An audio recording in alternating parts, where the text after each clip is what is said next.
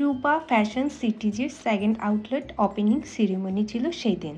আমরা ইনভাইটেড ছিলাম, তো চলে গিয়েছিলাম। ঢুকতেই দেখলাম অনেক অনেক আপুর আসছে, ব্লগার আসছে, গ্রুপ অ্যাডমিন আসছে, সবাই মিলে একত্রে হলাম। ভালোই লাগছিল। তারপর ভিতরে ঢুকেই দেখছিলাম এত সুন্দর ইন্টেরিয়র করেছে, আমি জাস্ট মানে অবাক হয়ে গেলাম। এত সুন্দর করে করেছে, সবাই খুব প্রশংসা করছিল।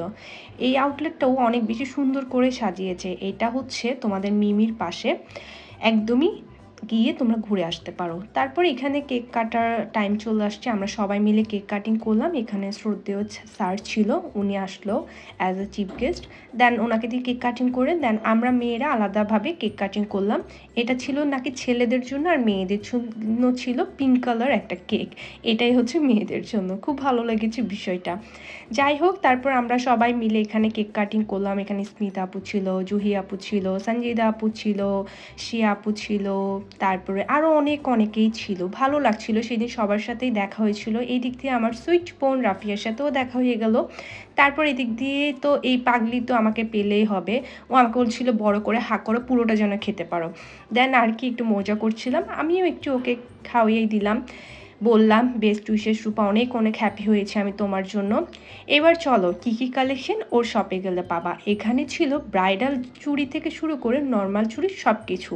এরপরে ছিল অনেক অনেক ভ্যারাইটিস আইটেম। ইয়াররিংস তো এত সুন্দর সুন্দর, জাস্ট পাগল হয়ে যাবে শপটাতে গেলে।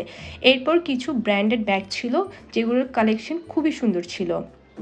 একদিক দিয়ে ছিল ডায়মন্ড কাটের চুড়ি থেকে শুরু করে, ব্রাইডাল জুয়েলারি থেকে শুরু করে, তারপর ঝাপটা থেকে শুরু করে, ইয়াররিংস থেকে শুরু করে, মানে কোনো কিছুই বাদ নাই। যেটা চাইবা সেটাই পাবা ওর শপে। এবং এখান দিয়ে ছিল হচ্ছে তোমাদের হাই ব্র্যান্ডেড কিছু প্রোডাক্ট। আমি দেখেছিলাম হুদা বিউটি, নিওর সব প্রোডাক্টই ও রেখেছে এখানে। মেকআপ প্রোডাক্ট, তারপর makeup brush, makeup blush, nail polish, মানে মেয়েদের যাবতীয় যা যা লাগে সব কিছুই আছে। এরপর সুন্দর সুন্দর ক্লাচ, তারপরে বিভিন্ন ব্র্যান্ডের ময়শ্চারাইজার, অনেক কিছু ছিল। আর মেয়ে মানুষরা তো এরকম টাইপের শপে গেলে মাস্ট শপিং করতে হয় হাত ভর্তি। ওই যে দেখো স্মিতা আপু শপিং শুরু করছে, ওর সাথে এদিকে একটু আমি ফান করছিলাম। ও তো এত শপিং করছে, কারণ কালেকশনগুলো দেখেই মাথা নষ্ট হয়ে যাচ্ছিল সবার। খুব ইউনিক কালেকশন, যেগুলো এখন অনেক বেশি ট্রেন্ডি। ইয়াররিংসগুলোও রেখেছিল, প্রাইসটাও অনেক রিজনেবল ছিল। এই জন্য এই ফাঁকে দিয়ে সবাই শপিং করলো। কারণ হচ্ছে আরও বিশেষ যেটা হচ্ছে, ও ডিসকাউন্ট দিয়েছিল ভালো। এই যে দেখো এগুলো সব স্মিতা আপুর। তারপরে এদিক দিয়ে ও করলো, সে আপু করলো। তারপরে এদিক দিয়ে বলছিলাম তুমি কি আজকে সবটা শেষ করে দিবা, তারপরেও আমার সাথে ফান করছিল।